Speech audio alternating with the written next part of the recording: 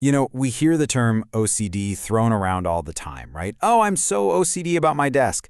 But the reality of obsessive compulsive and related disorders is so much more than just being tidy. It's this really powerful and honestly distressing cycle that gets stuck in the mind. So today, we're going to pull back the curtain on that cycle and see how it's the engine behind a whole range of conditions. So think about it for a second. Checking a lock over and over, avoiding mirrors at all costs, saving stacks and stacks of old newspapers. What on earth could these possibly have in common? They seem totally unrelated. One's about safety, another about how you look, and the last one about, well, stuff. But believe it or not, they are all powered by the exact same hidden engine in our minds. And figuring out what that is, that's the key to understanding all of this. And that engine is a vicious mental loop. Seriously, it's a self-reinforcing cycle that can completely trap a person in this pattern of intense anxiety and these repetitive behaviors. So if you really want to understand these disorders, you've got to first understand the 4 key steps that make this cycle spin. Okay, so step 1. The whole thing kicks off with a trigger. And usually it's something totally ordinary, completely mundane. It could be something outside of you, like leaving the house, or touching a doorknob, or maybe just catching your reflection in a shop window. Or it could be something internal, just a random thought, a memory, or even a feeling that just pops up. And this is a super important point. Everyone has these weird, intrusive thoughts. I mean, who hasn't been driving and had that bizarre, out-of-nowhere thought like, what if I just swerve the car? It's jarring. But for most of us, it's just mental junk. Mental flotsam is one expert calls it. It's a weird blip and we move on. But for someone caught in this cycle, what happens in the very next second is the game changer. And that brings us to the most crucial step of all, the appraisal. This is the moment where that random thought isn't just dismissed. No, it gets grabbed, put under a microscope, and misinterpreted as being incredibly important and super dangerous. A thought like, I might swerve the car, morphs into, whoa, having this thought must mean I'm a dangerous person who could actually lose control. This one moment, this misinterpretation, is the engine that drives the whole disorder. And this diagram just lays it out so clearly. Let's look at the left side, the non-OCD response.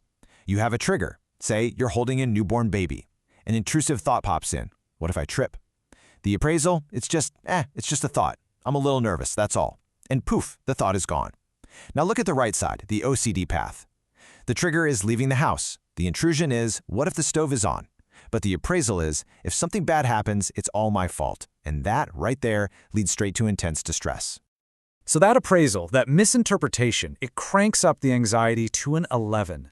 And that intense distress absolutely screams for relief, which leads right into the final step, the compulsion. This is the thing you do to try and shut the alarm off. It could be checking or washing or asking someone, are you sure it's okay, over and over. We call these safety behaviors. And here's the trap. They work. For a minute, you feel better. But that little bit of relief is so powerful, it basically tells your brain, see, that thought was dangerous, and doing that thing is what saved us. It just makes the whole cycle stronger for next time. Now here's what's so fascinating. This one single psychological mechanism can show up in so many different ways. The DSM-5, which is kind of the diagnostic manual for this stuff, groups all these conditions together. They call them obsessive-compulsive and related disorders, or OCRDs, precisely because they all share that same core cycle: intrusion, that distressing appraisal, and then the compulsion. So what does this family of disorders actually look like? Well, you've got the one we all know, obsessive-compulsive disorder, or OCD. But you also have body dysmorphic disorder, BDD, which is all about perceived flaws in your appearance. There's hoarding disorder, and then you have these body-focused repetitive behaviors, like trichotillomania, which is hair pulling, and excoriation disorder, which is skin picking.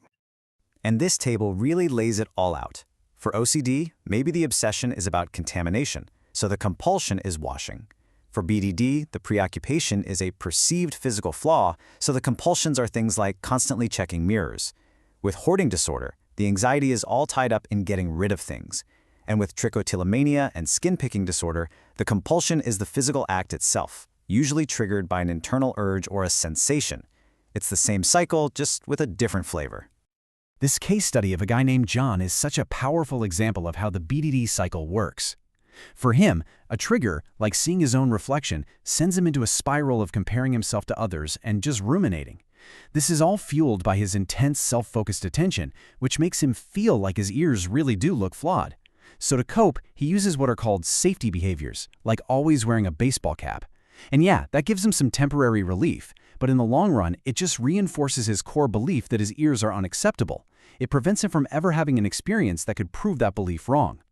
And when it comes to hoarding disorder, this quote really gets to the heart of the appraisal. The items aren't just things. The core belief is that these belongings are actually fused with a person's identity. So getting rid of an old newspaper can literally feel like throwing away a piece of yourself. You can imagine the kind of profound distress that would cause. Okay, get ready for this number because it's pretty staggering. In one study looking at psychiatric inpatients, a full 13% of them had body dysmorphic disorder. To put that in perspective, that's more common in that group than schizophrenia or even OCD. And yet, how often do we hear about it? The shame is so intense, the fear of being judged is just vain, it means BDD often stays completely hidden. It gets missed, and people suffer in silence without treatment. All right, so if that's the vicious cycle that keeps everything going, how in the world do you break out of it? Well, the really cool thing about understanding the mechanism so clearly is that it gives us a perfect roadmap for how to take it apart. You basically have to go in and systematically do the opposite of the things that keep the engine running. I mean, this slide just says it all. The cycle feeds on giving in to the urge, doing the compulsion, and avoiding anything that might trigger it. The therapeutic response is the exact opposite. You resist the urge, you prevent the compulsion, and you actually go towards the triggers and situations you've been avoiding. The whole goal is to shift from believing that intrusive thought is a critical message to learning that actually it's just a thought. The gold standard treatment for doing this is called exposure and response prevention, or ERP. It's really got two key parts. First is the exposure, where you purposefully and in a controlled way face the triggers you've been avoiding. And the second part is response prevention, where you actively resist the urge to do the compulsion or safety behavior that you would normally do to make the anxiety go away.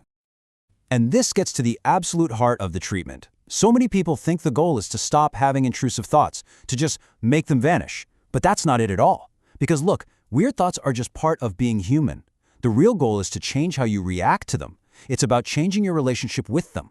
When you face that trigger but you don't do the ritual, you learn two incredibly powerful things.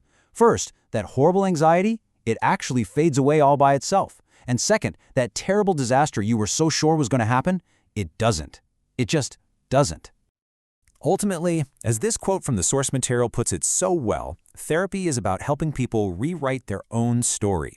Through their own direct experience, they get to build a new, much less threatening explanation for their thoughts. They start to see them not as dangerous prophecies, but just as harmless mental noise that their brain, for whatever reason, got a little too sensitized to. And that really brings us to the big final question, doesn't it? The biggest lesson from all of this is that a thought is just a thought. It's the meaning we give it, that appraisal, and then our action that truly matter. It's a huge shift in perspective. It really suggests that who we are isn't defined by all that chaotic noise our brains can generate, but by what we consciously choose to do next.